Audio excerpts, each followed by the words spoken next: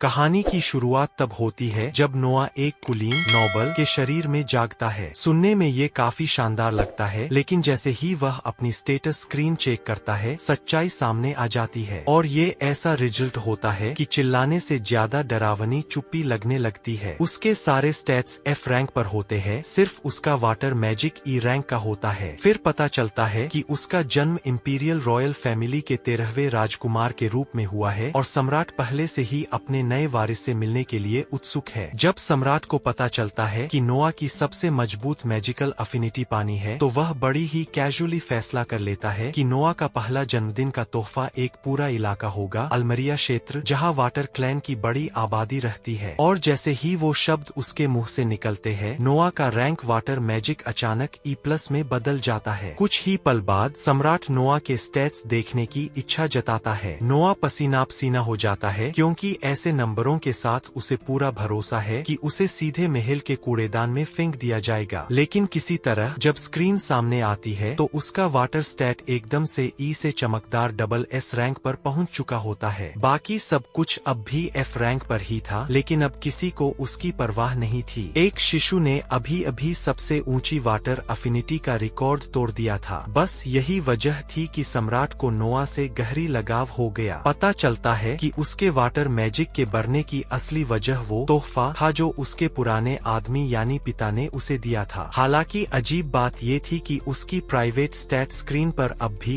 E+S लिखा हुआ दिखता था। जहां तक उसके बाकी बढ़े हुए स्टैट्स की बात है, वो उसके नौकरानियों की वजह से थे और उसे अब तक समझ नहीं आया था कि ऐसा क्यों हो रहा है। लेकिन जितने ज्यादा सेवक उसके पास होते, वह उतना ही मजबूत होता जाता। उसका लेवल अब भी 1 पर अटका हुआ था, लेकिन उसकी कोई केप नहीं थी। मतलब ये सिर्फ समय की बात थी कि वह सिस्टम ही तोड़ डाले। फिलहाल वह सिर्फ एक कमजोर इंसान था जिसके पास बेहिसाब संभावनाएं थीं। नाश्ते के दौरान उसकी एक नौकरानी एवेलिन अंदर आती है और बताती है कि उसके भाई आए हुए हैं, इसलिए उसे बहुत सावधानी से पेश आना था। वह लाउंज में जाता है और औपचारिक अभिवादन करता है। तभी पहला राजकुमार अल्बर्ट अचानक घोषणा करता है कि वह नोआ के लिए एक तोहफा लाया है। उसका सेवक उसे अंदर लेकर आता है और जैसे ही नोआ की नजर उस तलवार पर पड़ती है, उसका खून ठंडा पड़ जाता है। वो तलवार शापित थी और वह साफ साफ उसमें तड़पती हुई आत्माएं घूमती देख सकता था। और अल्बर्ट अच्छी तरह जानता था कि वो चीज भूतिया है, लेकिन वह इसे सिर्फ एक अच्छा सा तोहफा बताकर टाल देता है। नोआ क्राउन प्रिंस के तोहफे को ठुकरा भी नहीं सकता था, तो उसके पास इसे स्वीकार करने के अलावा कोई रास्ता नहीं था। पूरी तरह जानते हुए कि ये बात आगे चलकर उसे बहुत भारी पड़ने वाली है, वह मूठ पकड़ता है और धीरे धीरे तलवार उठाता है। तभी अल्बर्ट कैजुअली बताता है कि ये एक वाटर एट्रीब्यूट मैजिक स्वॉर्ड है और अब तक 120 से ज्यादा नाइट्स इसे पकड़ते ही मर चुके हैं। ये सुनते ही नोआ की रीढ़ में सिहरन दौड़ जाती है और वह तुरंत अपनी पकड़ ढीली कर देता है। लेकिन चौथा राजकुमार हेनरी बीच में बोलता है और उसे दिलासा देता है। उसके अनुसार जो भी इस तलवार के लायक नहीं था, वह छूते ही मर गया। तो अगर नोआ को मरना होता तो वह पहले ही मर चुका होता। वह शायद सिर्फ इसलिए सुरक्षित है क्योंकि उसकी वाटर अफिनिटी SS रैंक की है। हाँ, ये जानकर थोड़ी तसल्ली होती है कि वह मरेगा नहीं। लेकिन नोआ अब भी गुस्से में था कि अल्बर्ट ने उसे सिर्फ एक प्रयोग की तरह इस्तेमाल किया। वह ये बात जाहिर नहीं कर सकता था, इसलिए शांत रहता है और अल्बर्ट के जाने का इंतजार करता है ताकि वह चैन की सांस ले सके। उसी दिन बाद में जब वह अपनी नौकरानी जोए के साथ गलियारे में चल रहा होता है, तो उसे कुछ गड़बड़ लगती है। जोए का हमेशा शांत रहने वाला चेहरा आज परेशान दिख रहा था। वह उससे पूछता है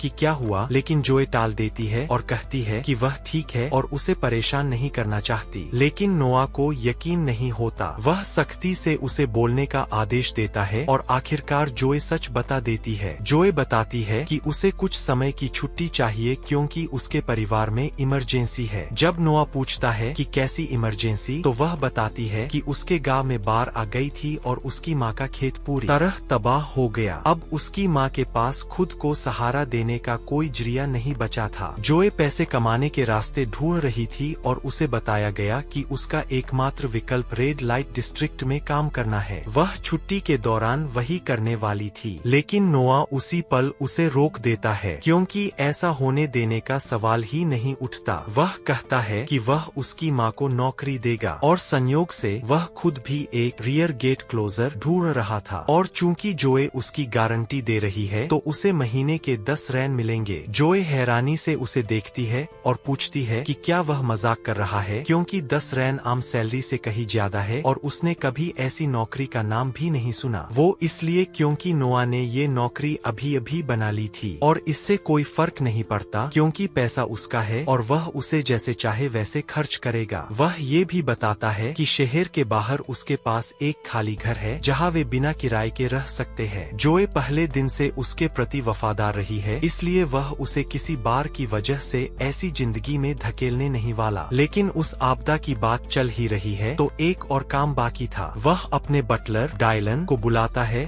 और सीधा आदेश देता है, जितनी भी बाढ़ से प्रभावित जमीन मिल सके सब खरीद लो। डायलन और जोए दोनों हैरान रह जाते हैं, लेकिन नोआ शांति से अपना तर्क समझाता है। ऐसे समय में हमेशा गिद्धों की तरह लोग निकल आते हैं, घोटालेबाज जो सब कुछ खो चुके बेबस लोगों का फायदा उठाने की फिराक में रहते हैं। तो वह चाहता है कि उन बदमाशों के अपने पंजे गाड़ने से पहले ही जमीन को सुरक्षित कर लिया जाए। डायलन यह सुनकर बिल्कुल हैरान रह जाता है। उसे यकीन नहीं होता कि एक 6 साल का बच्चा इतनी दूर तक सोच सकता है। नूह अपनी उम्र से कहीं ज्यादा समझदार है और डायलन को यह नहीं पता कि नूह का पिछला जीवन उसे ऐसे शोषण के बारे में बहुत कुछ सिखा चुका है। जाहिर है नूह यह सब खुलकर बता नहीं सकता, इसलिए वह इसे सामान्य बात की तरह आगे बढ़ा देता है। डायलन पूरी तरह से उसकी मदद करने के लिए तैयार हो जाता है, लेकिन एक बहुत बड़ी समस्या है खर्च। उसके अनुमान के मुताबिक पूरी जमीन खरीदने में करीब 7 लाख रियान लगेंगे। यह रकम सुनकर जोए लगभग चौंक जाती है और नूह भी समझ जाता है कि यह कोई छोटी रकम नहीं है। तुलना के लिए राजधानी में एक आम वयस्क इंसान साल में करीब 120 रेन कमाता है, जो एक परिवार पालने, घर रखने और ठीक से खाने के लिए काफी होता है। नूह की जागीर आम लोगों से कहीं ज्यादा अमीर है, लेकिन फिर भी उसके पास इस समय सिर्फ 5 लाख रेन ही है, यानी उसे अब भी 2 लाख रेन की कमी है। कोई और रास्ता न देखकर नूह फैसला करता है कि वह उसे उपहार में मिली जमीन बेच देगा, वह चोरों वाला इलाका जो सम्राट ने उसके जन्म के समय उसे दिया था। डायलन तुरंत इस विचार को खारिज कर देता है क्योंकि वह जमीन सीधे शाही परिवार से मिली है। बिना अनुमति उसे बेचना सिर्फ गलत ही नहीं बल्कि एक अपराध है। नूह को जोखिम का पूरा अंदाजा है और सजा का भी, फिर भी वह इसे करने के लिए तैयार है। अगर उसके पिता उसे सजा देना चाहते हैं तो वह बाद में झेल लेगा। अगली सुबह जब नूह और उसका स्टाफ आपदाग्रस्त इलाके के लिए रवाना होने की तैयारी कर रहे होते हैं, तभी एक अनपेक्षित मेहमान आता है, चौथा राजकुमार हेनरी। अल्बर्ट के उलट जो सिरदर्द की तरह है, हेनरी वाकई एक अच्छा इंसान है। उसके साथ वक्त बिताने पर साफ समझ आता है कि वह सच में परवाह करता है। वह नूह का हालचाल पूछने और उस श्रापित तलवार के बारे में चेतावनी देने आया था। उस तलवार की अपनी इच्छा है, भले ही नूह श्राप से सुरक्षित हो, लेकिन जब तक तलवार उसे अपना स्वामी न माने वह ठीक से काम नहीं करेगी। यह बात नूह के दिमाग में बैठ जाती है और वह हेनरी का शुक्रिया अदा करता है। कुछ ही देर बाद नूह दाऊ गांव के लिए निकल पड़ता है। वहां पहुंचकर हालात उसकी कल्पना से भी बदतर होते हैं। इसे सिर्फ बाढ़ का नुकसान कहना बहुत हल्का होगा। पूरा गांव ऐसे तबाह पड़ा है जैसे समुद्र के देवता और युद्ध के देवता यहाँ लड़कर चले गए हों। सिर्फ देखकर ही नूह समझ जाता है कि ज्यादातर लोगों के सरकारी दस्तावेज बाढ़ में बह गए होंगे। इसलिए वह डायलन को आदेश देता है कि वह तुरंत स्थानीय सरकारी दफ्तर जाकर जितनी हो सके उतनी रिकॉर्ड की प्रतियां इकट्ठा करे ताकि जमीन खरीदने की प्रक्रिया आसान हो सके। जब डायलन कागजी काम संभालता है, नूह खुद गांव का जायजा लेने निकल पड़ता है। जोए उसे रोकने की कोशिश करती है और कहती है कि यह काम किसी राजकुमार को शोभा नहीं देता, लेकिन नूह साफ कह देता है कि वह जा रहा है। उसे पसंद हो या न हो, या तो वह साथ चले या फिर गाड़ी में इंतजार करे। मजबूर होकर जोए उसके साथ चल पड़ती है और हालात वाकई उतने ही भयानक निकलते हैं जितने दिख रहे थे। पूरी फसल बर्बाद हो चुकी है, न खाने को कुछ है, न कमाई का कोई जरिया और बिना मदद के साल गुजारने की कोई उम्मीद नहीं। तभी गांव में एक घंटी बजती है और सारे लोग जो कभी टाउन स्क्वायर था वहां जमा होने लगते लगते हैं। जोए समझ जाती है कि यह खाना बांटने का समय है। आमतौर पर साम्राज्य आपदाग्रस्त इलाकों में राहत भेजता है, इसलिए नूह को अच्छा लगता है कि कम से कम सिस्टम का यह हिस्सा काम कर रहा है। वह भीड़ में शामिल होकर खाना लेने जाता है, लेकिन जैसे ही वह एक कौर लेता है उसका सारा भरोसा टूट जाता है। खाना बेहद घटिया होता है। उसे लगता है कि इसके सामने भारतीय स्ट्रीट फूड भी शाही दावत लगे। शोरबा पानी जैसा और कड़वा है और सब्जियां आधी सड़ी हुई लगती है। एक ग्रामीण नूह की शिकायत सुन लेता है और उसे बस एक और पीड़ित समझकर कहता है कि खाना हमेशा ऐसा ही होता है। शिकायत करने पर भी कुछ नहीं बदलता। रसोइयों को न सफाई की परवाह है न स्वाद की। तभी एक जोरदार ऐलान होता है, निरीक्षण चल रहा है। नूह जोए से पूछता है और वह बताती है कि स्थानीय अधिकारी लॉर्ड गार्ल खाना जांचने आया है।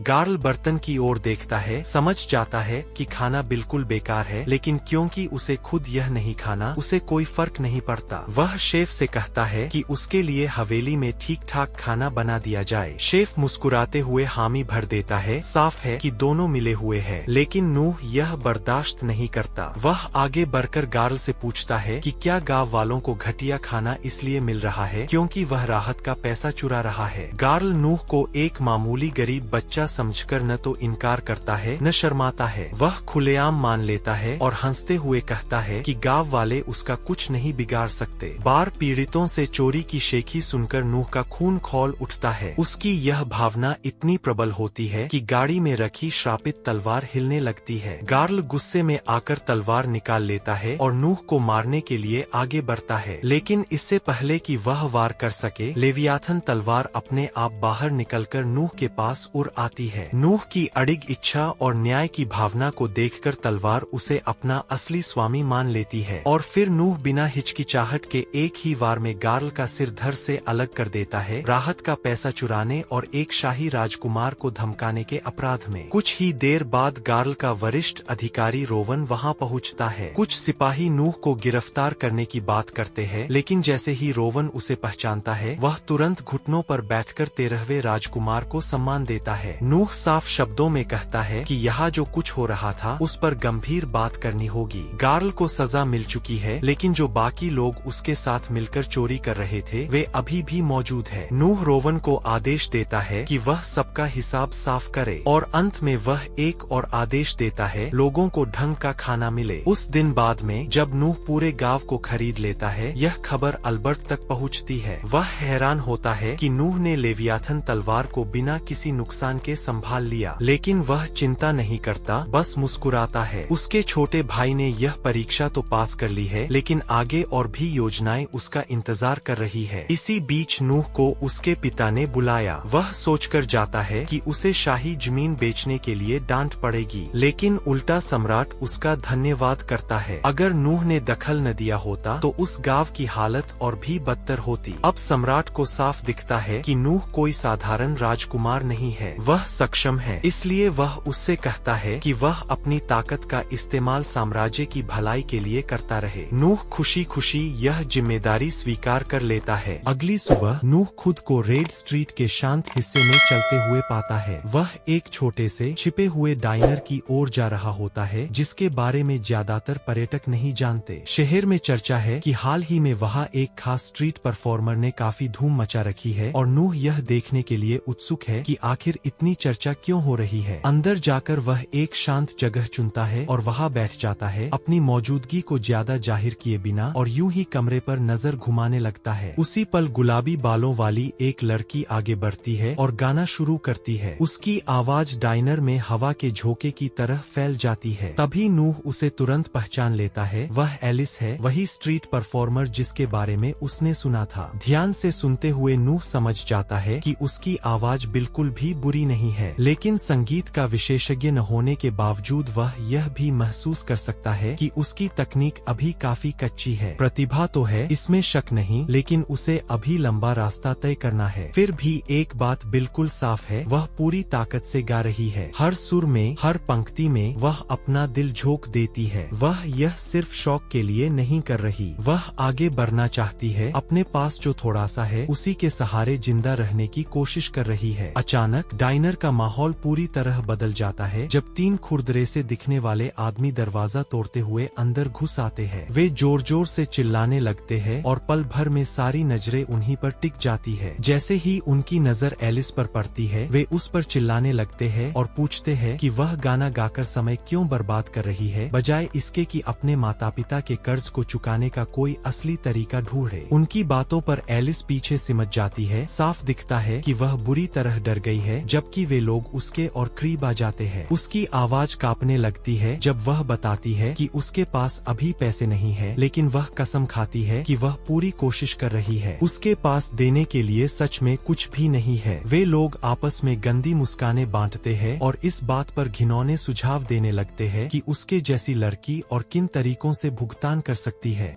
कमरे में नफरत और घृणा से भरी फुसफुसाहटें गूंज उठती है, लेकिन कोई भी आगे नहीं आता। सब लोग जमे हुए बेबस से तमाशा देखते रहते हैं। जब हालात हद पार करने ही वाले होते हैं, तभी नूह अचानक अपनी सीट से उठ खड़ा होता है। वह शांत और संयत होकर आगे बढ़ता है और उन्हें याद दिलाता है कि साम्राज्य का कानून सख्ती से मना करता है कि किसी बच्चे से माता पिता का कर्ज जबरदस्ती वसूल किया जाए। वे आदमी हंसकर उसकी बात को टाल देते हैं, यह मानते हुए कि वह बस कोई ऐशो आराम में पला अमीर बच्चा है जिसे दुनिया की सच्चाई का कोई अंदाजा नहीं। तभी उनमें से एक नूह का कॉलर पकड़ लेता है और उसे मारने ही वाला होता है, लेकिन यह उसकी बहुत बड़ी गलती साबित होती है। नूह लेवायथन तलवार की शक्ति का इस्तेमाल करते हुए पलटवार करता है और दबाव की एक जबरदस्त लहर पूरे डायनर को हिला देती है। उसी पल उन आदमियों को एहसास हो जाता है कि उन्होंने गलत इंसान से पंगा ले लिया है। घबराहट में तीनों बदमाश बिना एक पल सोचे डायनर से भाग खड़े होते हैं। दोबारा किस्मत आजमाने की हिम्मत उनमें नहीं बचती। खतरा टलने के बाद नूह एलिस की ओर मुड़ता है। इस बार उसकी आवाज नरम होती है। वह उससे पूछता है कि महीने भर गुजारने के लिए उसे कितने पैसों की जरूरत है। एलिस कुछ पल हिचकिचाती है, फिर बताती है कि उसकी ज्यादातर कमाई उसकी माँ के इलाज पर खर्च हो जाती है। सब कुछ सुनने के बाद नूह शांत स्वर में एलिस से कहता है कि अब से वह उसे हर महीने 25 रान देगा, ताकि वह पैसों की चिंता किए बिना पूरी तरह अपने गायन पर ध्यान दे सके। वह यह भी वादा करता है कि जैसे जैसे उसकी कला निखरेगी वह यह राशि बढ़ाता जाएगा और उसे बिना किसी डर के अपने सपने के पीछे लगे रहने के लिए प्रोत्साहित करता है। गहराई से भावुक होकर एलिस सच्चे दिल से उसका धन्यवाद करती है और बताती है कि उसकी यह दयालुता उसके लिए कितनी मायने रखती है। वह वादा करती है कि वह उसे निराश नहीं करेगी और एक गायिका के रूप में कड़ी मेहनत करती रहेगी और लगातार आगे बढ़ेगी। बाद में नूह घर लौटता है, लेकिन वहां पहुंचकर वह देखता है कि वही 3 बदमाश महल के फाटक पर घुटनों के बल बैठे हुए हैं, सिर झुकाए हुए। वे लगभग गिड़गिड़ा रहे हैं। जो हुआ उसके लिए माफी मांगने को बेताब। एक नजर में ही नूह समझ जाता है कि मामला क्या है। उन्हें साफ साफ पता चल चुका है कि वह असल में कौन है, लेकिन उनके साथ समय बर्बाद करने के बजाय नूह शांति से दासियों से कहता है कि उन आदमियों को भगा दिया जाए और जोड़ता है कि राजकुमार कोई ऐसा व्यक्ति नहीं है जिससे वे जब चाहे मिल सके। कुछ ही पलों बाद नूह का बड़ा भाई हेनरी वहां पहुंचता है और तुरंत इस बात से सहमत हो जाता है कि नूह ने जैसा किया वह बिल्कुल सही था। वह कहता है कि उनसे मिलने से इनकार करना ही सही फैसला था, क्योंकि ऐसे लोगों को शाही परिवार के सामने आने देना ताज की गरिमा को कम करेगा और राजघराने की सत्ता को कमजोर करेगा। फिर नूह हेनरी को अंदर बुलाता है और समझाता है कि उसका फैसला सिर्फ शाही सम्मान की रक्षा के लिए नहीं था। वह उसे डायनर में हुई पूरी घटना बताता है और यह भी मानता है कि अगर उसने उन आदमियों से व्यक्तिगत रूप से बात की होती तो वे समझते कि वह नाराज है और उससे बचने लगते, और अगर वही डर उन्हें एलिस से दूर रखता है तो यही नतीजा वह चाहता है। हेनरी ध्यान से सब सुनता है और सचमुच प्रभावित हो जाता है। इतनी कम उम्र में नूह पहले से ही कई कदम आगे सोच रहा था। वह यह भी मानता है कि उनके ज्यादातर भाई जो उम्र में नूह के आसपास ही है इतनी दूरदर्शिता नहीं दिखा पाते, और यह एहसास उसे नूह पर और भी ज्यादा गर्व महसूस कराता है। इसके बाद हेनरी लेवायथन तलवार का जिक्र करता है और पूछता है कि क्या अफवाहें सच है, क्या नूह ने सचमुच उस पर पूरी तरह महारत हासिल कर ली है। नूह इसकी पुष्टि करता है कि यह सच है और कहता है कि वह यह सब सिर्फ इसलिए कर पाया क्योंकि पहले हेनरी ने उसे सही सलाह दी थी, और इसे दिखाने के लिए वह बिल्कुल सहजता से लेवायथन तलवार को अपने सामने बुला लेता है, मानो वह हवा में से अचानक प्रकट हो गई हो। हेनरी हेनरी अविश्वास से उसे घूरता रह जाता है, क्योंकि उसे तो यह भी नहीं पता था कि लेवाइथन तलवार ऐसा कुछ कर सकती है। नूह समझाता है कि वह तलवार वास्तव में कहीं से प्रकट नहीं हुई थी, वह पूरे समय उसकी आस्तीन के नीचे छिपी हुई थी, संकुचित और निष्क्रिय, और उसके आदेश पर ही फैलकर सामने आई थी। उस तलवार की अपनी एक इच्छा शक्ति थी और उसी ने नूह को यह क्षमता इस्तेमाल करना सिखाया था। हेनरी मान लेता है कि उसे जरा भी अंदाजा नहीं था कि ऐसा कुछ संभव भी है, और वह नूह की खुद से यह सब खोज निकालने के लिए उसकी तारीफ करता है। इसके बाद महल की दीवारों के बाहर वही पहले वाले 3 आदमी अब भी आसपास मंडरा रहे होते हैं, साफ तौर पर नूह से दोबारा सामना करने का मौका ढूंढ रहे होते हैं। जैसे ही उनमें से एक नूह को आते देखता है, वह अचानक उस पर झपट पड़ता है, लेकिन नूह जरा भी नहीं हिलता। शांत भाव के साथ वह लेवाइथन तलवार की शक्ति का बस एक छोटा सा अंश छोड़ता है। दबाव में बदलाव तुरंत होता है और वह आदमी शुद्ध आतंक में पीछे हट जाता है और वहीं गिरकर माफी मांगने लगता है। पूरे दृश्य को अपनी आंखों के सामने घटते देख हेनरी उलझन भरी नजर से नूह की ओर मुड़ता है और पूछता है कि उसने अभी क्या किया। नूह लापरवाही से जवाब देता है कि उसने बस तलवार की आभा का थोड़ा सा इस्तेमाल करके उन्हें डराया था। उसी शाम नूह को एक शाही बॉल में शामिल होने का निमंत्रण मिलता है। जैसे ही वह भव्य हॉल में कदम रखता है, सारी निगाहें उसी पर टिक जाती है और उसके प्रवेश करते ही पूरा हॉल तालियों की गड़गड़ाहट से गूंज उठता है। उसके पास खड़ा एक कुलीन व्यक्ति, जिसका नाम राइडोक है, नूह की कमर से बंधी वस्तु को देखता है और उसकी ओर इशारा करता है। नूह पुष्टि करता है कि वह बिल्कुल वही है जैसा दिख रहा है, लेवाइथन तलवार जो स्वयं क्राउन प्रिंस ने उसे उपहार में दी थी। जैसे ही ये शब्द उसके मुंह से निकलते हैं, पूरा हॉल स्तब्ध खामोशी में डूब जाता है और उसके बाद सामूहिक रूप से हैरानी की सांसें भर उठती है। वहाँ मौजूद हर कोई लेवाइथन को राज्य की सबसे महान धरोहरों में से एक के रूप में जानता है, एक ऐसा हथियार जो इतना शक्तिशाली है कि अनुभवी योद्धा भी उससे डरते हैं कि वह यह अफवाह है कि उसे नियंत्रित करना बेहद कठिन है। एक संदेहशील मेहमान बोल उठता है और कहता है कि यह तलवार जरूर नकली होगी, शायद सिर्फ एक रस्मी प्रतिकृति। एक शब्द भी कहे बिना नूह उसकी शक्ति की एक हल्की सी लहर हवा में छोड़ देता है। असर तुरंत होता है। एक भारी दबाव पूरे हॉल पर टूट पड़ता है, जिससे कई मेहमान डर के मारे पीछे सिमट जाते हैं। जैसे ही नूह उस ऊर्जा को वापस खींच लेता है, कमरा एक बार फिर स्तब्ध खामोशी में डूब जाता है और उसके बाद कोई भी सवाल नहीं उठाता। अब यह साफ हो जाता है कि हथियार असली है, और उससे भी ज्यादा चौंकाने वाली बात यह है कि नूह का उस पर पूरा नियंत्रण है। बाकी रात भर एक एक करके कुलीन लोग उसके सामने आने के लिए कतार लगाने लगते हैं। हर कोई उस पर अच्छा प्रभाव छोड़ने की उम्मीद करता है। वे सावधानी भरे शब्दों और सम्मानजनक हावभाव के साथ उसका अभिवादन करते हैं और हर कोई यही कहता है कि उसके सामने खड़ा होना ही उनके लिए सम्मान की बात है। नूह हर परिचय को शालीनता से सुनता है और हर मेहमान को विनम्रता से उत्तर देता है। आखिरकार अगली जोड़ी आगे आती है, शक्तिशाली एलन कंपनी के प्रमुख बायरन एलन और उनकी बेटी सिंडी। नूह उन्हें पास आते हुए ध्यान से देखता है और बस कुछ ही पलों में वह कुछ असामान्य बात पकड़ लेता है। उसे तुरंत समझ आ जाता है कि सिंडी बायरन की जैविक बेटी नहीं है, वह गोद ली गई है। और इससे भी आगे नूह को यह भी साफ दिख जाता है कि सिंडी कभी एक दासी गुलाम रह चुकी है। इसका संकेत उसकी आंखों में छिपा होता है, वह सतर्क संभली हुई नजर जो लगातार कमरे पर निगाह रखती है, जैसे भीतर ही भीतर खुद को किसी भी पल के लिए तैयार रखे। यह एक ऐसी नजर है जिसे नूह अच्छी तरह जानता है। यह उस इंसान की नजर है जिसने जंजीरों में जिंदगी गुजारी हो और जिसने कभी अपनी पीठ पीछे देखना बंद न किया हो। बायरन स्तब्ध रह जाता है कि नूह ने सिर्फ उसे देखकर यह सब समझ लिया। हैरान होकर वह एक घुटने पर बैठ जाता है और सब कुछ स्वीकार कर लेता है। वह बताता है कि सिंडी मूल रूप से एक दासी थी जिसे उसने खरीदा था, लेकिन उसकी तेज बुद्धि और समझदारी देखकर उसने उसे अपनी बेटी के रूप में गोद लेने का फैसला किया। यह सुनकर नूह के चेहरे पर एक सच्ची मुस्कान आ जाती है। उसे हमेशा ऐसी कहानियां पसंद थीं जहां किसी की जिंदगी बेहतर मोड़ ले लेती है। भावुक होकर नूह बायरन और सिंडी दोनों को जल्द ही अपने एस्टेट पर आने का निमंत्रण देता है और कहता है कि वह सिंडी के अतीत के बारे में विस्तार से और सुनना चाहेगा। बायरन सम्मानपूर्वक झुकता है और सहमति जताता है, यह कहते हुए कि यह उसके लिए सौभाग्य की बात होगी। विदा लेने के बाद दोनों शालीनता से पार्टी से अलग हो जाते हैं। अगले दिन नूह यूं ही शहर में टहल रहा होता है।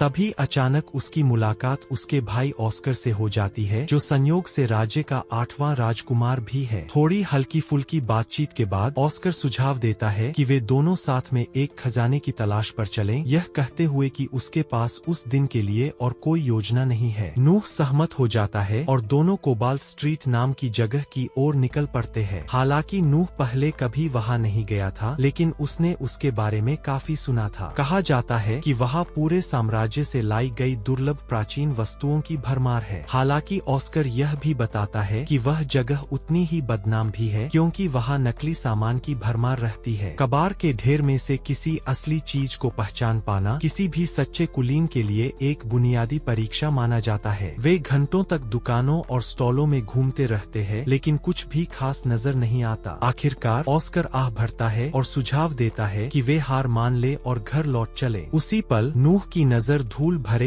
एक कोने में रखी एक पुरानी किताब पर पड़ती है। उसमें कुछ ऐसा होता है जो उसे अपनी ओर खींच लेता है और वह उसे खरीदने का फैसला कर लेता है। ऑस्कर पास झुककर उसे ध्यान से देखता है और अचानक सन्न रह जाता है। उसकी आंखें फैल जाती है जब उसे एहसास होता है कि नूह के हाथ में क्या है। यह एंड्रिया नामक महान जादूगर की ग्रिमोयर थी। ऑस्कर को पूरा यकीन हो जाता है कि यह असली है, और अगर ऐसा है तो इसके अंदर की सामग्री के आधार पर यह किताब आसानी से 1000 रेन की कीमत की हो सकती है। वह अविश्वास में नूह को घूरता है और पूछता है कि उसे कैसे पता चला कि यह किताब असली है। लेकिन सच्चाई यह थी कि नूह को खुद भी कोई अंदाजा नहीं था। उसने यह किताब सिर्फ इसलिए खरीदी थी क्योंकि जैसे ही उसकी उंगलियां इसके कवर से टकराईं, उसकी विंस्टेट में एक प्लस जुड़ गया था। और वही अजीब सी प्रतिक्रिया उसे यह सोचने के लिए काफी लगी कि शायद यह किताब किसी काम की चीज है। अचानक नूह के दिमाग में एक जंगली सा विचार आता है। वह लेवाइथन तलवार निकालता है और बहुत सावधानी से उसकी थोड़ी सी ऊर्जा सीधे ग्रिमोयर में प्रवाहित करता है। कुछ ही सेकंड में किताब जोर से कांपने लगती है, उसके हाथों से फिसलकर जमीन पर गिरती है और अपने आप खुल जाती। मंत्रों वाले पन्नों में से एक भयावह रंग से चमकने लगता है और कोई अंधेरी प्राचीन शक्ति सक्रिय हो जाती है। इससे पहले कि वे कुछ समझ पाते, वह निषिद्ध ग्रंथ उनके सामने ही उस महान जादूगर की सील की गई आत्मा को मुक्त कर देता है। ऑस्कर की आंखें डर से फैल जाती है। वह तुरंत समझ जाता है कि मामला कितना गंभीर है और नूह को वहां से तुरंत भागने के लिए चिल्लाता है। लेकिन भागने के बजाय नूह अपने पैर जमा लेता है, लेवाइथन को उठाता है और बिना पलक झपकाए एक ही निर्दयी वार में सामने आती आत्मा को काट देता है। वह प्रहार सीधे जादूगर की आत्मा को चीर देता है और उसे पूरी तरह मिटा देता है एक ही वार में। जैसे ही खतरा टलता है, नूह अपनी स्टेटस विंडो देखता है और उसमें कुछ नया पाता है। उसकी विंड स्किल सीधे एस रैंक पर पहुंच चुकी होती है। यह अचानक हुआ उन्नयन उसे चौंका देता है, लेकिन वह उस पर अटका नहीं रहता। वह तुरंत ऑस्कर की ओर देखता है, जो अब भी अविश्वास में जड़ बना खड़ा है। राजकुमार के दिमाग में यह बात ही नहीं बैठ रही कि अभी अभी क्या हुआ। एक पल पहले वे बस एक किताब के सामने खड़े थे और अगले ही पल नूह ने एक महान आत्मा को ऐसे मिटा दिया जैसे वह कुछ भी न हो। ऑस्कर बार बार खुद से पूछता रहता है कि नूह इतनी तेजी से इतना शक्तिशाली कैसे हो गया और उसे ठीक ठीक पता कैसे था कि क्या करना है। धूल बैठने से पहले ही एक आदमी आगे आता है और सम्मान पूर्वक उनके सामने घुटने टेक देता है। वह अपना परिचय एलन के रूप में देता है, जो पास ही की एक प्राचीन वस्तुओं की दुकान का मालिक है। जो कुछ नूह ने अभी किया था उसे देखकर एलन कहता है कि उसे लगता है कि अब नूह को वह चीज दिखाना उसका फराजा है जिसे वह सालों से अपने पास संभाल कर रखे हुए है, एक ऐसी चीज जिसे वह सचमुच एक असली खजाना मानता है। वह विनम्रता से उनसे उसके साथ चलने का अनुरोध करता है। दुकान के अंदर पहुंचकर एलन एक अजीब सी अंगूठी निकालता है और बहुत सावधानी से उसे सामने रख देता है। वह बताता है कि कहा जाता है कि यह अंगूठी सिर्फ तभी अपनी असली प्रकृति दिखाती है जब उसका नियत स्वामी सामने आता है। दर्जनों लोगों ने इसे सक्रिय करने की कोशिश की, लेकिन इसने कभी प्रतिक्रिया नहीं दी। नूह भौंक उठाता है, यह सोचते हुए कि यह भी शायद एक और बेकार चीज होगी, लेकिन एलन तुरंत जोर देकर मना करता है। वह कहता है कि यह अंगूठी बिकने से इनकार करती है और जब जब उसने इसे बेचने की कोशिश की, यह रहस्यमय तरीके से वापस उसकी दुकान में आ जाती है, चुपचाप बाकी सामानों के बीच पड़ी हुई। उत्सुक होकर नूह अंगूठी अपनी उंगली में पहन लेता है और उसी पल उसके दिमाग में एक ऐसी आवाज गूंजती है जिसे उसने पहले कभी नहीं सुना था। वह बताती है कि यह अंगूठी ट्रिपल एस रैंक की दुर्लभ वस्तु है और अब उसने नूह को अपना सही स्वामी मान लिया है। जैसे ही आवाज गायब होती है, अंगूठी तेज रोशनी में फट पड़ती है और रूप बदलने लगती है। रोशनी जीवित धागों की तरह नूह के शरीर के चारों ओर लिपट जाती है और उनकी आंखों के सामने ही एक शानदार उच्च स्तरीय कवच का रूप ले लेती है। यह दृश्य देखते ही ऑस्कर और एलन दोनों समझ जाते हैं कि नूह ही इस अंगूठी का सच्चा धारक है। नूह एलन की ओर मुड़कर कहता है कि वह यह अंगूठी अपने साथ ले जाएगा और पैसे बाद में भिजवा देगा, लेकिन एलन कुछ कह भी पाता उससे पहले ही ऑस्कर बीच में आ जाता है और नूह से कहता है कि भुगतान की बात भूल जाए, वह खुद इसकी पूरी कीमत चुकाएगा और जोर देकर कहता है कि नूह इसे उसका निजी उपहार समझे। और कुछ कहने को न बचने पर नूह अंगूठी स्वीकार कर लेता है। थोड़ी देर बाद ऑस्कर उसे छोड़ देता है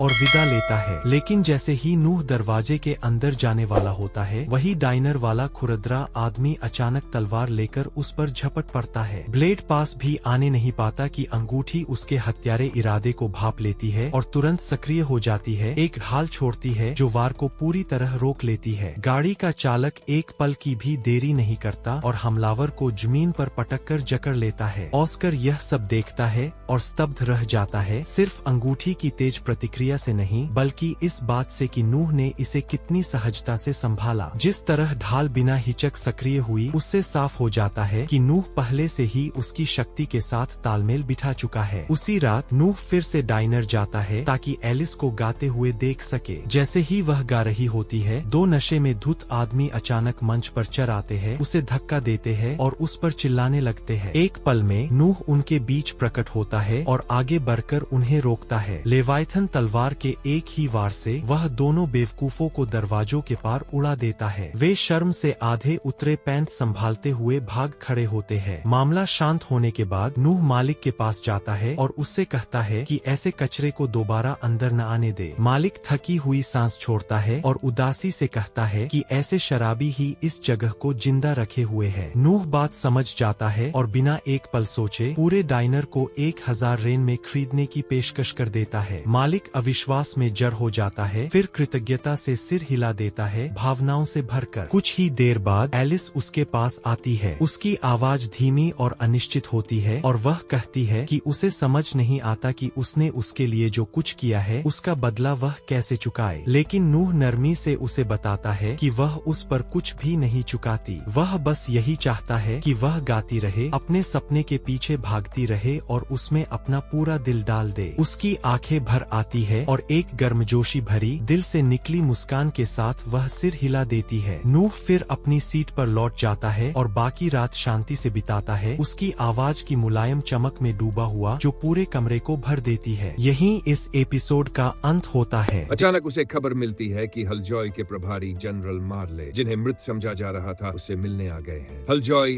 नोहा के शासन के तहत सबसे आशाजनक क्षेत्रों में से एक है, इसलिए वह एक पल भी बर्बाद नहीं करता और दासियों से कहता है कि उन्हें अंदर ले आएं। मार्ले बैठक कक्ष में प्रवेश करते हैं और औपचारिक अभिवादन करते हैं, लेकिन नोहा तुरंत औपचारिकता को टाल देता है और उन्हें आराम से बैठने को कहता है। दोनों की पहली मुलाकात करीब 1.5 साल पहले हुई थी, जब मार्ले को हलजॉय का जनरल नियुक्त किया गया था। ये याद करते हुए नोहा सीधे मुद्दे पर आता है और पूछता है कि हालात कैसे चल रहे हैं। उसे साफ याद है कि मार्ले को उस क्षेत्र में बाढ़ नियंत्रण का जिम्मा सौंपा गया था, जिसके लिए उन्हें शाही आदेश मिला था। लेकिन मार्ले के चेहरे के भाव देखते ही नोहा समझ जाता है कि हालात बिल्कुल भी अच्छे नहीं है। हलजॉय एक समृद्ध कृषि क्षेत्र है जो एक घुमावदार नदी के किनारे बसा है, फसलों के लिए बेहतरीन, लेकिन जब बाढ़ आती है तो पूरी तरह तबाही मच जाती है और ऐसा समय समय पर होता ही रहता है। यही वजह है कि सम्राट ने आपदा रोकथाम के लिए वित्तीय सहायता देने का आदेश दिया था, लेकिन मार्ले मानते हैं कि वह अब तक कुछ भी शुरू नहीं कर पाए हैं। सबसे बड़ी रुकावट वित्त मंत्री है, जो लगातार बेकार के बहाने बनाकर फंड जारी करने में देरी कर रहा है। ये सुनते ही नोहा का मूड बिगड़ जाता है। इसमें भ्रष्टाचार और सार्वजनिक धन की हेराफेरी की बू साफ झलकती है और वह इसे बर्दाश्त करने वाला नहीं है। बिना एक पल गंवाए वह मार्ले से कहता है कि साथ चलो, क्योंकि अब वे खुद मंत्री से आमने सामने बात करेंगे। थोड़ी ही देर बाद नोहा वित्त मंत्री के साथ दोपहर के भोजन भोजन पर पहुंचता है। मंत्री ठीक वैसा ही निकलता है जैसा नोहा ने सोचा था, मोटा, चिकना और घिनौना। वह खोखली तारीफों से नोहा को खुश करने की कोशिश करता है, लेकिन नोहा उसे तुरंत रोक देता है और सीधे पूछता है कि उसने हलजॉय की बाढ़ समस्या के लिए जरूरी पैसा अब तक क्यों नहीं दिया। मंत्री शांत बना रहता है और दावा करता है कि उसके पास एक वैध कारण है, लेकिन इससे पहले कि वह कुछ कह पाए, नोहा उसे बीच में ही काट देता है और चेतावनी देता है कि सिर्फ इसलिए कि वह जवान दिखता है, उसे हल्के में न ले। आखिरी बार जब उसने देखा था, किसी शाही व्यक्ति का अपमान अब भी मौत की सजा के काबिल अपराध था। ये सुनकर मंत्री थोड़ा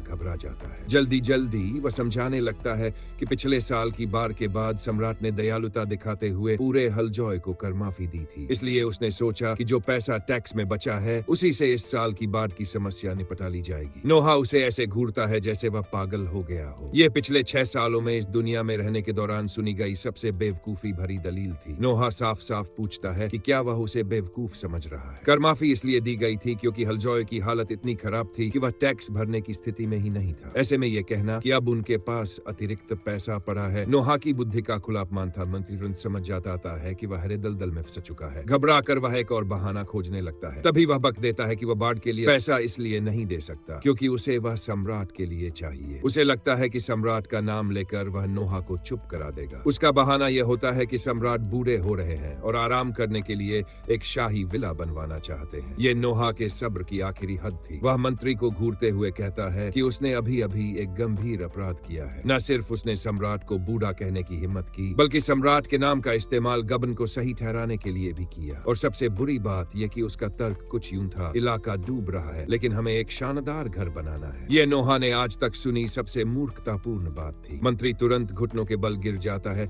और जान बख्शने की भीख मांगने लगता है क्योंकि उसे अच्छी तरह पता है कि उसने अपनी सारी हदें पार कर ली है। लेकिन नोहा साफ कह देता है कि अगर वह नहीं चाहता कि ये सारी बात सम्राट तक पहुंचे तो उसे तुरंत पैसा निकालना होगा। मंत्री घबराहट में भाग जाता है, अपनी गलती सुधारने के लिए बेताब, इससे पहले कि उसकी जान चली जाए। ये झंझट निपटने के बाद मार्ले आखिरकार राहत की सांस लेते हैं और बीच में दखल देने के लिए नोहा का धन्यवाद करते हैं। साथ ही वह इस सिरदर्द में नोहा को घसीटने के लिए माफी भी मांगते हैं, लेकिन वह ये भी मानता है कि वह वित्त मंत्री से अकेले कभी नहीं निपट पाता। जैसे ही नोहा वापस जाने की तैयारी करता है, अचानक एक दूत दौड़ता हुआ अंदर आता है और खबर देता है सम्राट ने उससे मिलने का अनुरोध किया है। नोहा चौंक जाता है क्योंकि उसके पिता यूं अचानक उसे बुलाते नहीं है, इसलिए जो भी बात है वह जरूर गंभीर होगी। एक पल भी बर्बाद किए बिना वह शाही महल की ओर रवाना हो जाता है। वहां पहुंचकर नोहा अपने पिता का अभिवादन करता है, लेकिन सम्राट कहता है कि इतनी औपचारिकता की जरूरत नहीं है। सबसे पहले वह वित्त मंत्री से निपटने के तरीके के लिए नोहा को बधाई देता है। नोहा थोड़ा हैरान होता है कि सम्राट को इतनी जल्दी बस कुछ ही पलों में हुई घटना की जानकारी कैसे मिल गई। फिर उसे याद आता है कि जान ही शक्ति है और जब आप सम्राट होते हैं तो आपका सूचना तंत्र बेजोड़ होता है। नोहा विनम्रता से प्रशंसा स्वीकार करता है, लेकिन कहता है कि उसने बस वही किया जो उसे सही लगा। फिर भी सम्राट साफ तौर पर प्रभावित है। वह नोहा से कहता है कि एक 6 साल के बच्चे का इतनी आसानी से छल को पहचान लेना कोई छोटी बात नहीं है, और ऊपर से उसने ये भी सुना है कि नोहा ने इतनी कम समय में लेवायथन की शक्ति पर काबू पा लिया जो और भी ज्यादा प्रभावशाली है, खासकर ये देखते हुए कि उस तलवार का जादू कितना खतरनाक और अंधकार में है। नोहा अच्छी तरह जानता है कि लेवायथन कितनी खतरनाक है, क्योंकि अगर पार्टी में उसने समय पर दखल न दिया होता तो वह तलवार बिना हिचकिचाए वहां मौजूद हर एक व्यक्ति को मिटा देती। लेकिन इतनी पागलपन भरी ताकत होने के बावजूद नोहा ने अभी तक सही मायने में तलवार चलाना नहीं सीखा है। इसी वजह से सम्राट ने उसके लिए एक निजी प्रशिक्षक नियुक्त करने का फैसला किया, और वह कोई साधारण व्यक्ति नहीं है। यह है डेमियन नोबल, साम्राज्य का अपराजित चैंपियन और जीवित सबसे महान तलवारबाज। सम्राट चाहता है कि नोहा उससे जितना हो सके उतना सीखे, और नोहा इस व्यवस्था से सहमत हो जाता है। लेकिन औपचारिक प्रशिक्षण शुरू होने से पहले डेमियन सुझाव देता है कि वे पहले एक छोटी सी दोस्ताना द्वंद्व युद्ध कर ले। सम्राट भौहें चढ़ाता है, यह सोचकर कि यह थोड़ा अनुचित है क्योंकि नोहा जी का प्रशिक्षण नहीं लिया। लेकिन डेमियन उसे आश्वस्त करता है कि यह बस नोहा की कच्ची क्षमता को परखने के लिए एक हल्का सा परीक्षण है। आखिरकार सम्राट अनुमति दे देता है तो डेमियन अपनी तलवार उठाता है और नोहा से कहता है कि वह जैसे चाहे वैसे हमला करे। बिना किसी झिझक के नोहा लेवायथन को पकड़ता है और सीधा आगे बढ़कर हमला कर देता है। जैसे ही लड़ाई शुरू होती है, नोहा अचानक महसूस करता है कि लेवायथन के पिछले धारक की प्रवृत्तियां और युद्ध अनुभव उसके भीतर उमड़ने लगते हैं। हर गुजरते पल के साथ उसकी तलवारबाजी और तेज होती जाती है। वार पर वार करते हुए वह डटा रहता है और जल्द ही वह और डेमियन शुद्ध शक्ति के टकराव में तलवारें भिड़ा लेते हैं। ठीक उसी पल जब डेमियन को लगता है कि उसने बढ़त बना ली है, नोहा बिल्कुल बिल्कुल सटीकता के साथ अपनी तलवार ऊपर की ओर झटका देता है और पल भर में साम्राज्य के सबसे महान योद्धा को निहत्था कर देता है। डेमियन और सम्राट दोनों स्तब्ध रह जाते हैं क्योंकि नोहा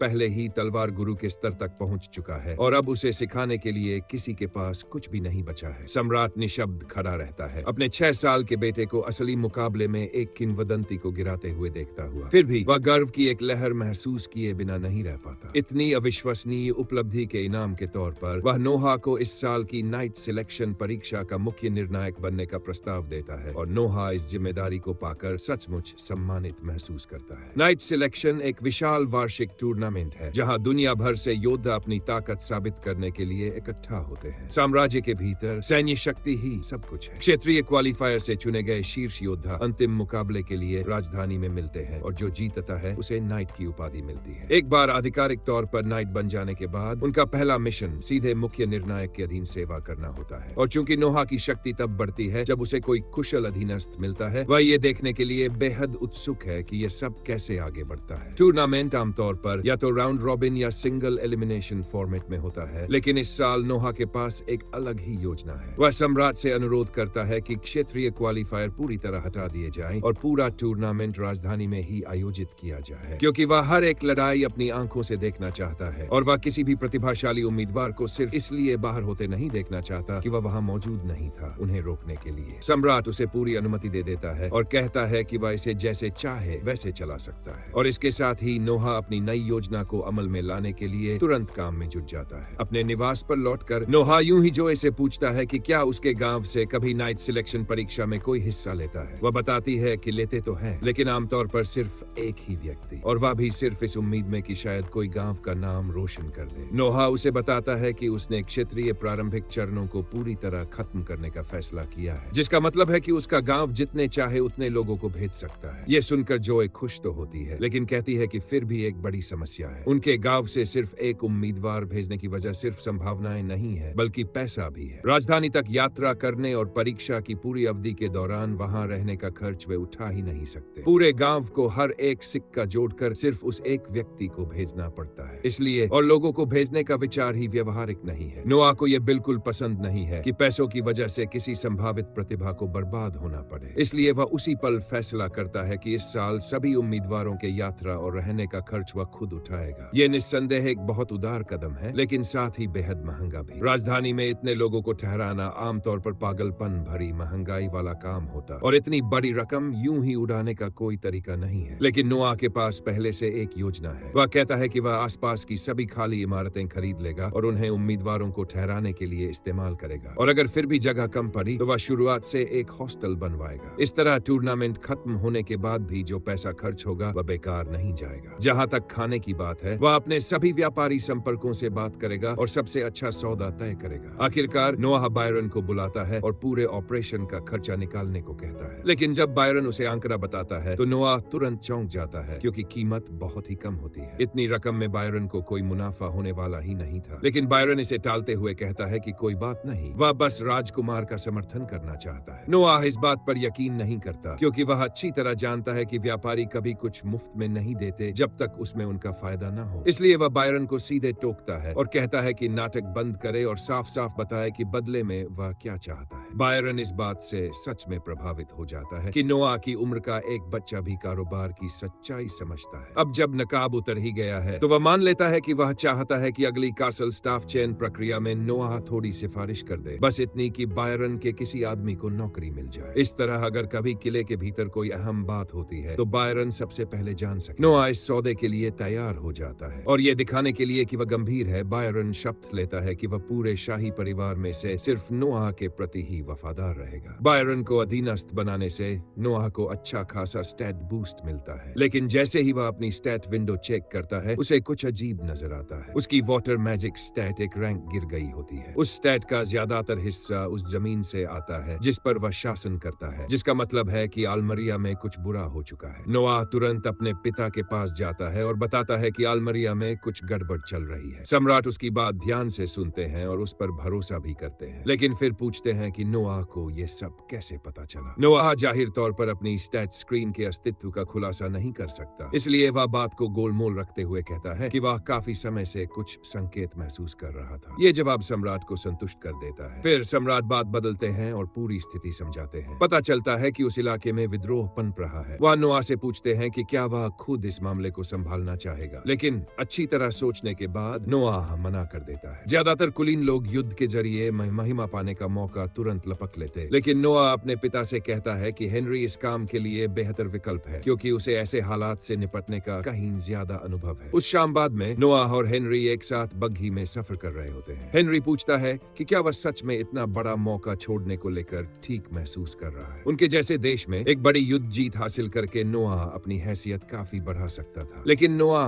उसे सच बताता है। उसे नहीं लगता कि वह अभी इतना मजबूत है कि सेना का नेतृत्व करके युद्ध में उतर सके, और मान लो वह किसी तरह बच भी जाए तो भी अच्छे सैनिकों की जान जाने की पूरी संभावना है, और सिर्फ एक खिताब के लिए वह ऐसा जोखिम उठाने को तैयार नहीं है। अचानक लेवायतन आसपास शत्रुतापूर्ण इरादे की चेतावनी भेजता है। नोआ तुरंत सारथी को बग्घी रोकने के लिए कहता है। उसे पूरा यकीन हो जाता है कि ये विद्रोहियों का एक समूह है जो उसकी हत्या करने आया है, और क्योंकि निशाना वही है, वह हेनरी से जितना हो सके उतना फासला बनाने के लिए बग्घी से कूदकर दौड़ पड़ता है। तभी जमीन से पानी की 4 विशाल धाराएं फूटती है और उसकी ओर एक साथ बढ़ती है, लेकिन नोआह पहले से ही अपनी शील्ड खड़ी कर चुका होता है और बिना खरोंच आए हमले को रोक लेता है। विद्रोही फिर उसे खत्म करने के लिए झपटते हैं, लेकिन वे उसकी क्षमता का अंदाजा ही नहीं लगा पाते। नोआह उन्हें कुछ ही सेकंड में एक एक करके ढेर कर देता है। उसकी तकनीक बेहद निखरी हुई, उसकी गति बहुत तेज। हेनरी पूरा नजारा देखकर हैरान रह जाता है कि नोआह ने कितनी आसानी से उन्हें संभाल लिया। बस एक ही कमी रह जाती है, वे किसी से पूछताछ नहीं कर पाए। अगर एक को भी जिंदा पकड़ लेते तो उन्हें अहम जानकारी मिल सकती थी। तभी नोआह बड़े ही सहज अंदाज में कहता है कि वे मरे नहीं हैं, उसने सिर्फ उन्हें बेहोश किया है। अब हेनरी आराम से उनसे पूछताछ कर सकता है। थोड़ी देर बाद नोआह को पता चलता है कि आलमरिया की विद्रोही सेनाएं ज्यादातर घुड़सवारों से बनी है, लेकिन इसमें एक पेंच है। आलमरिया में एक भी घोड़ा पालन फार्म नहीं है, जिसका मतलब है कि विद्रोही अपने घोड़े और रसद पड़ोसी इलाकों से हासिल कर रहे हैं। और यही छोटी सी जानकारी नोआह के दिमाग में एक विचार जगा देती है। वह बायरन को बुलाता है और उसे एक बहुत खास आदेश देता है। आलमरिया के आसपास के सभी क्षेत्रों से घोड़ों का सारा चारा खरीद लो। जैसे ही विद्रोहियों के घोड़ों के लिए सप्लाई खत्म होगी, उनकी गतिशीलता भी खत्म हो जाएगी, और तब हेनरी के लिए विद्रोह को कुचलना बहुत आसान हो जाएगा। इसी के साथ ये एपिसोड समाप्त होता है। देखने के लिए धन्यवाद। अगर आप अगला भाग देखना चाहते हैं तो चैनल को सब्सक्राइब करें और नोटिफिकेशन बेल ऑन करना न भूलें।